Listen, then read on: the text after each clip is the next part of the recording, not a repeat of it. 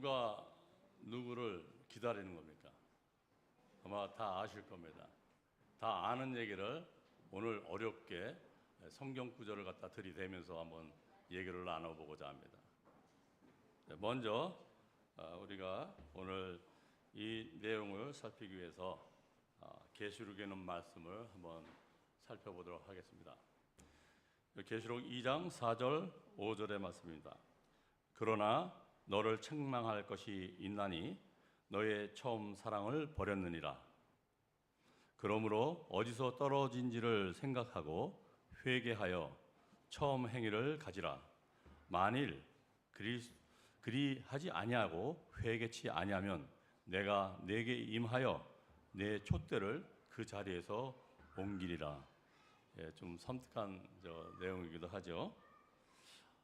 우리가 살아가면서 종종 또 자주 아니면 때때로 이 하나님과 거리감을 느끼고 멀리 느끼게 될 때가 있습니다. 그럴 때 우리는 늘 하는 말이 있습니다.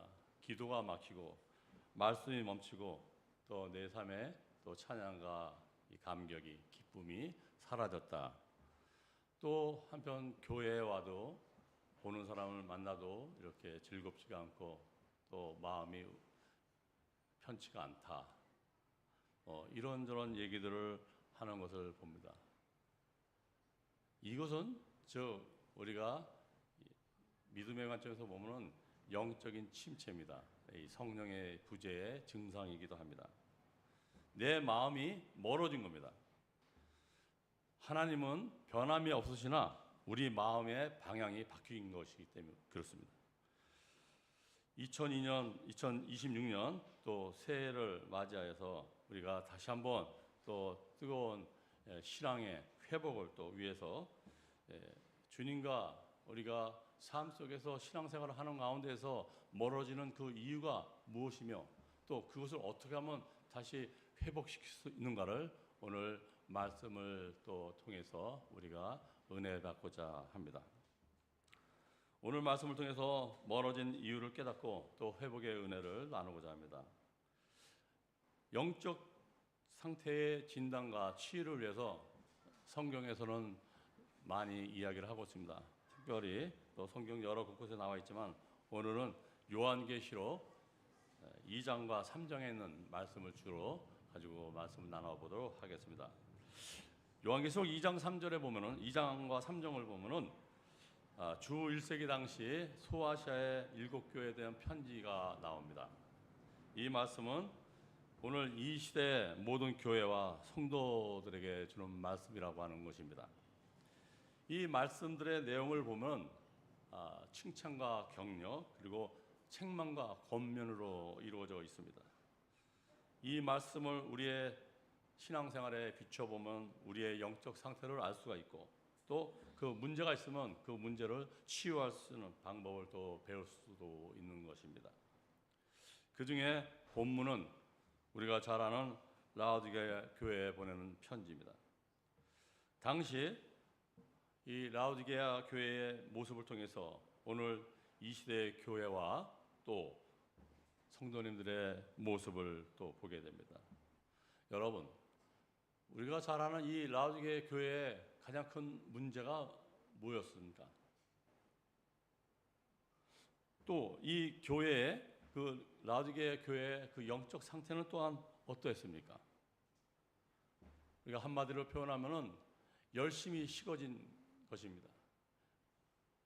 식어진 마음이 그들에게 가장 큰 문제였던 것입니다. 이것은 오늘날 우리 교회의 문제이기도 하고 또 저와 여러분의 문제이기도 합니다. 라오디게아 교회 배경을 한번 우리가 살펴보겠습니다. 한마디로 거기는 풍요롭고 또 육신의 향락이 넘쳐난다고 하는 단어로 지각될 수 있는 그런 배경입니다. 예나 지금이나 물질적으로 풍요하다 보면은 육신의 향락에 빠지기가 쉽습니다. 그런 라오디게아 교회가 그러한 조류에 휩쓸려서 또 물질적으로 또 육체적으로는 풍성하고 만족스러웠으나 영적으로는 건강한 상태를 유지하지 못하고 병들어 있었던 것입니다. 생각할수록 참 안타까운데 참 우리 사람들, 인간들은 참 이상합니다. 풍족하고 또 여유가 생기면 더욱더 하나님께 감사가 넘쳐서 더욱더 하나님 앞에 달려가고 믿음이 더 성장돼야 되지만 현실은 그와 정반대입니다. 거꾸로 교만해지고 또 타락하기 쉽습니다. 여기 토마스 칼라일이라고 하는 영국의 평론가 역사학자가 이렇게 얘기했습니다. 역경을 견뎌내는 사람이 100명이라면 번영을 견뎌내는 사람은 1명에 불과하다. 정말 이 말처럼 개인을 봐도 그렇고 역사를 봐도 그렇습니다. 우리가 잘 아는 그 위대한 그 옛날에 로마 제국을 보시면 우리가 이해를 할 수 있을 겁니다. 그 로마 제국의 흥망성쇠가 바로 한마디로 표현해주고 있습니다. 오히려 고난과 역경 중에는 신앙을 잘 지키다가도 풍요로워지고 번영하게 되면은 하나님을 배반하고 타락하는 경우가 합니다. 또 한편 라우디게아 교회에 대한 책망과 또 경고입니다. 그 라우디게아 교회의 그 책망은 차든지 뜨겁든지 하라고 하는 것입니다. 그들의 영적 상태가 뜨뜻미지근한 상태라고 하는 것입니다. 예수님은 라우디게아 교회의 영적 상태를 진단하십니다. 차지도 않고 덥지도 않다고 진단하십니다. 계시록 3장 15절 16절 말씀입니다. 여기서 이렇게 말씀하십니다. 내가 내 행위를 아노니 내가 차지도 아니하고 덥지도 아니하도다. 내가 차든지 덥든지 하기를 원하노라. 내가 이같이 미지근하여 덥지도 아니하고 차지도 아니하니 내 입에서 너를 토하여 내치리라. 네, 내가 내 행위를 아노니 내가 차지도 아니하고 덥지도 않다고 합니다. 또 내가 이같이 미지근하여 덥지도 아니하고 차지도 않다고 하는 이런 영적인 상태를 질책하고 계십니다. 마치 이 라우디게아 교회는 그 당시 그 도시로 흘러 들어오던 그 식어진 온천수라고 하는 상태를 비유하고 있습니다. 여기서 차갑다고 하는 것은 아예 하나님을 예수님을 모르고 부정하는 불신의 상태를 가리킵니다. 또 뜨겁다고 하는 것은 예수님을 철저히 온전히 정체성이 분명한 신앙을 하고 있는 상태를 가리킵니다. 불행하게도 이 라우디게아 교회 신자들은 겉으로는 성도들처럼 교회를 말씀에 계시록 3장 17절에 이렇게 그들은 말합니다. 내가 말하기를 나는 부자라 부유하여 부족한 것이 없다 하나 내 곤고한 것과 가련한 것과 가난한 것과 눈먼 것과 벌거벗은 것을 알지 못하도다. 예, 이들은 영적 무지와 교만에 빠져서 본인의 상태를 모릅니다. 이러한 교만에 찬 이야기들을 한다고 하는 얘기입니다. 이러한 사람들을 가리켜서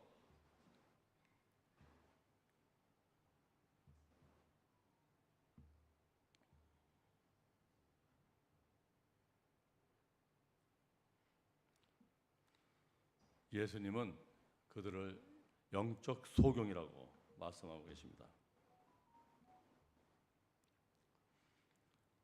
다시 한번 예수님께서는 바리새인에게 이런 말씀을 하십니다. 요한복음 9장 41절입니다. 너희가 소경이 되었다면 죄가 없으려니와 본다고 하니 너희 죄가 그저 있느니라. 책망과 경고는 계속됩니다. 이런 사람들은 참으로 하나님의 자녀도 아니고 또 하나님의 나라에 들어갈 수도 없습니다. 그래서 예수님께서는 뭐라고 말씀하십니까? 다시 한번 3장 15절 16절의 말씀입니다. 너희들이 그런 상태인데 분명하게 차든지 덥든지 하라. 만약에 그런 상태를 계속 유지하게 되면 어떻게 해요? 내 입에서 너를 토하여 내치리라 경고하십니다. 차지도 않고 뜨겁지도 않은 이 미지근한 물을 우리가 마시지 못해서 뱉어버리게 되는 것처럼 버림을 받게 된다는 그런 무서운 말씀이기도 합니다. 그러나 다행인 것은 이러한 라우디게 교회 또 하나님께서는 회개와 열심을 촉구하는 권면을 또 허락하십니다. 이런 한심한 상태에 있는 라우디게 교회 성도들일지라도 하나님께서는 그들을 향해 애정어린 권면의 말씀을 주십니다. 돌이켜서 다시 돌아오기만을 간절히 기다리고 계십니다. 계시록 3장 19절입니다. 무릇 내가 사랑하는 자를 책망하여 징계하노니 그러므로 내가 열심을 내라 회개하라 권면하십니다. 여기서 열심이란 말은 뜨거움이라고 하는 뜻을 가진 헬라어 제스토스라고 하는 단어에서 유래된 것입니다. 즉 회개하고 뜨거운 신앙을 가지라고 하는 이야기입니다. 이 열심 있는 뜨거운 신앙을 위해서 우리 두 가지 꿀팁이 있습니다. 첫째, 분명한 신앙의 확립을 요구하고 계십니다. 금과 흰옷과 안약을 사라고 하는 것입니다. 신앙의 분명한 정체성을 나타내라고 하는 것입니다. 진정으로 뜨겁게 하나님을 믿고 하나님의 백성이라고 하면은 자기의 색깔을 분명한 정체성을 분명히 하라고 하는 이야기입니다. 계시록 3장 18절입니다. 내가 너를 권하노니 내게서 불로 연단한 금을 사서 부유하게 하고 흰옷을 사서 입어 벌거벗은 수치를 보이지 않게 하고 안약을 사서 눈에 발라 보게 하라. 이렇게 우리에게 권면하고 계십니다. 이 라우디게아 교회 성도들은 영적으로는 완전하게 병들어 있는 그런 가난뱅이들이었습니다. 그러므로 그들은 불로 연단한 금을 사서 즉 온전한 신앙을 가지라고 하는 얘기입니다. 그것이 진짜 부요함입니다. 그러므로 불로 연단한 금을 사서 또 그들은 흰옷을 입으라고 하는 또 말씀을 받습니다. 흰옷은 우리가 다 알다시피 예수님께서 십자가에서 우리의 죄를 대속하시고 이루어 놓으신 그 대속의 은혜로 얻은 의의 옷 칭의를 얘기합니다. 그 다음에 우리는 안약으로 또 예수님을 믿고 영적인 눈을 뜨라고 하는 것입니다. 거듭남을 이야기하는 것입니다. 그리고 영적인 진리를 깨닫고 주님을 바라보면서 경진하라고 살라고 하는 것입니다. 우리가 이렇듯 계시록을 통해서 그들의 영적 상태와 또 그들의 문제점을 파악하고 또 우리가 여기서 구약의 이스라엘을 통해서 다시 한번 어떠한 것이 우리에게 가장 큰 문제이며 우리에게 선택이 남아있는가를 살펴보도록 하겠습니다. 하나님의 선민이라고 하는 타이틀을 가지고 있었습니다. 우리 구약의 이스라엘 백성들은. 그러나 그들이 하나님을 배반하고 또 우상 신을 섬기고 또 세상 욕심에 젖어 있었습니다.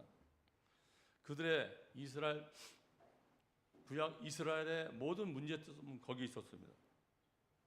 그래서 엘리야 선지자가 갈멜산에서 백성들을 모아서 다시 한번 신앙 결단을 촉구합니다. 열왕기상 18장 21절의 말씀입니다. 엘리야가 모든 백성에게 가까이 나아가 이르되 너희가 어느 때까지 두 사이에서 머뭇머뭇하려느냐. 여호와가 만일 하나님이면 그를 쫓고 바알이 만일 하나님이면 그를 쫓을지니라 하니 백성이 한 말도 대답지 아니하는지라. 이도저도 아닌 양다리를 거치는 것은 절대 안 된다고 하는 것입니다. 양다리를 거치는 것은 대단히 위험합니다. 누구 말대로 폭삭 망할 수가 있습니다. 그래서 예수님이 뭐라고 말씀하십니까? 마태복음 6장 24절입니다. 한 사람이 두 주인을 섬기지 못할 것이니 혹 이를 미워하며 저를 사랑하거나 또 혹 이를 중히 여기며 저를 경히 여김이라. 너희가 하나님과 재물을 겸하여 섬기지 못하느니라. 확실한 선택을 하라고 하는, 확실한 위치에 서라고 하는 책망의 말씀입니다. 또 열심을 내라고 합니다. 열심을 내서 뜨거운 신앙을 하라고 합니다. 이것은 예수님과 깊은 교제를 나누는 것을 의미합니다. 예수님이 열심을 내라고 했는데 예수님이 열심히 내라고 하는 것이 무엇입니까? 계시록 3장 20절을 보겠습니다. 볼지어다 내가 문 밖에 서서 두드리리니 누구든지 내 음성을 듣고 문을 열면 내가 그에게로 들어가 그로 더불어 먹고 그는 나와 더불어 먹으리라. 여기서 문은 마음의 문을 이야기합니다. 우리가 마음의 문을 열고 예수님을 모시고 영접하고 예수님과 늘 교제하고 예수님과 동행하며 살라고 하는 이야기입니다. 이게 예수님께서 이야기하시는 말씀하시는 열심입니다. 더 구체적으로 요한복음에 보면 예수님은 이런 열심을 가리켜서 예수님에게 붙어 있으라고 말씀하십니다. 우리가 잘 아는 포도나무와 가지 비유입니다. 요한복음 15장 4절 5절에 우리에게 이렇게 권면하십니다. 내 안에 거하라 나도 너희 안에 거하리라. 가지가 포도나무에 붙어 있지 아니하면 절로 과실을 맺을 수 없음 같이 너희도 내 안에 있지 아니하면 그러하리라. 나는 포도나무요 너희는 가지니 저가 내 안에 내가 저 안에 있으면 이 사람은 과실을 많이 맺나니 나를 떠나서는 너희가 아무것도 할 수 없음이라. 가지인 성도들이 할 수 있는 최고의 열심은 포도나무 예수님께 꽉 붙들어 달려 있는 것입니다. 대롱대롱 매달리는 것입니다. 그러면 승리합니다. 이를 위해서 또 주님은 저희들에게 말씀을 묵상하는 열심을 내라고 합니다. 시편 1편 2절 3절의 말씀입니다. 복 있는 사람은 오직 여호와의 율법을 즐거워하여 그 율법을 주야로 묵상하는 자로다. 저는 시냇가에 심은 나무가 시절을 쫓아 과실을 맺으며 그 잎사귀가 마르지 아니함 같으니 그 행사가 다 형통하리로다. 말씀을 주야로 묵상하는 그런 열심이 있으면 어떻게 해요? 마음의 감사와 기쁨이 찾아옵니다. 그야말로 주님이 내 마음에 들어와 계시는 중생의 경험을 하게 되는 것입니다. 복 있는 사람이 되는 것입니다. 그리고 기도의 열심을 진심을 내야 하는 것입니다. 본문에서도 회개하고 열심을 내면 어떻게 해 주신다고 약속하셨습니까? 3장 21절입니다. 이기는 그에게는 내가 내 보좌에 함께 앉게 하여 주기를 내가 이기고 아버지 보좌와에 함께 앉은 것 같이 하리라. 이게 무슨 말씀입니까? 하나님의 최측근이 된다고 하는 엄청난 이야기입니다. 이게 얼마나 놀라운 약속입니까? 오늘 이 계시록을 통해서 우리의 영적 상태와 또 하나님의 약속을 살펴봤습니다. 자, 2026년 영적 거리 두기를 끝내고 주님께 확실하게 돌아가야 되지 않겠습니까? 오늘 말씀을 요약해 보면은 하나님을 멀어지는 또 성령의 침체를 겪는 그런 이유가 몇 가지 있습니다.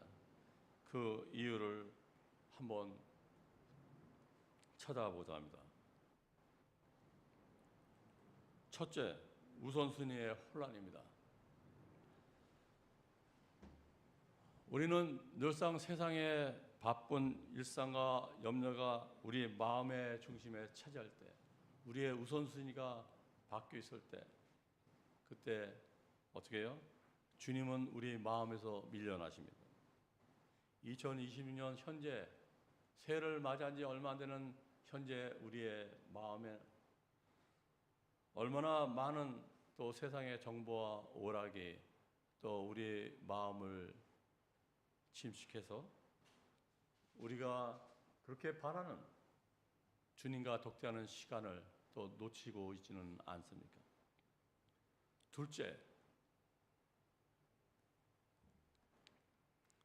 허용된 죄의 담입니다. 이 담은 배리어, 이 장애물입니다. 큰 죄뿐만 아니라 우리 삶에 은밀히 허용된 작은 이런 불순종들이 하나님과 우리 사이에 거룩한 관계를 막습니다. 죄는 하나님과의 친밀함을 뺏어가는 가장 큰 장애물이라고 하는 것입니다. 셋째를 보겠습니다. 우리가 거리가 멀어지는 이유 셋째는 익숙함이라고 하는 타성입니다. 우리가 익숙한 형식적으로 드리는 예배와 또 습관적인 무의미한 어떤 기도 생활, 이러한 행위들은, 겉으로 하는 종교 활동들은 주님과의 첫사랑의 그런 감격을 메마르게도 합니다. 마음에 없는 종교 활동은 주님과의 인격적인 관계를, 교제를 방해합니다. 다시 처음 주제 말씀입니다. 뭐라고 했습니까? 계시록 2장 4절 5절 말씀입니다. 그러나 너를 책망할 것이 있나니 어떻게 해요? 너의 처음 사랑을 버렸다고 했습니다. 그러므로 이 버린 사랑을 회복하기 위해서 여기선 어떻게 우리에게 권면하고 싶습니다. 어디서 떨어진 것을 생각하고, 두 번째 회개하고, 세 번째 처음 행위를 가지라고 말씀하십니다. 만일 그리하지 아니하고 회개치 아니하면 내가 내게 임하여 내 촛대를 그 자리에서 옮기리라 하십니다.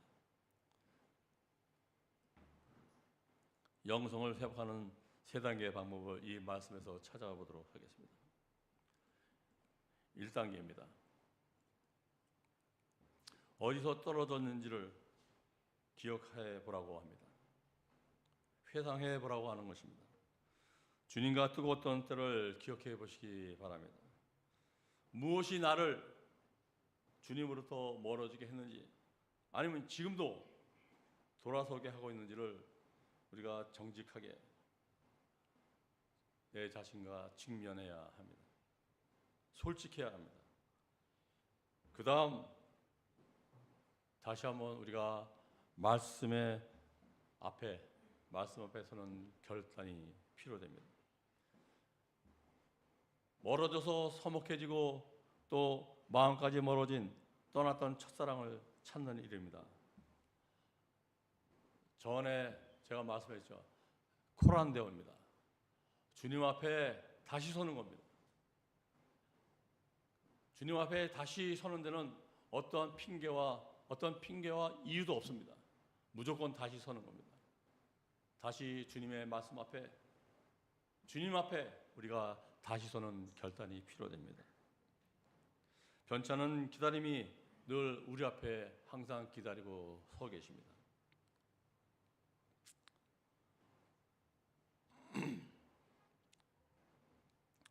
두 번째, 회개하라고 합니다. 제자리로 돌아오는 것입니다. 단순히 후회하는 것이 아니라 방향을 바꿔서 다시 말 그대로 원위치 하는 겁니다. 내 삶의 주권을 다시 주님께 드리는 기도를 시작하는 것입니다. 하나님, 제가 다시 주님께로 가기를 원합나이다. 도와주소서. 간절하고 갈급한 심령의 진솔한 고백이 시작되는 것입니다. 이것이 바로 회복의 시작입니다.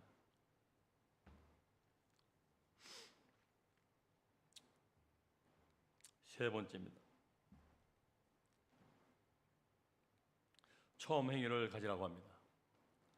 실천하는 것입니다. 우물쭈물거리거나 기다리지 말고 즉시 먼저 믿음으로 행동하는 것입니다. 믿음으로 순종하는 것입니다.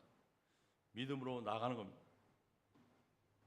그러기 위해서 우리가 정해진 시간, 그 우열된 시간을 만들어서 무릎 꿇고 또 짧더라도 말씀을 펴는 것입니다. 그러면 당연히 주님과 다시 화목하고 가까워집니다. 결론입니다. 하나님은 이러한 우리에게 확실한 당부의 말씀을 드립니다. 주시고 계십니다.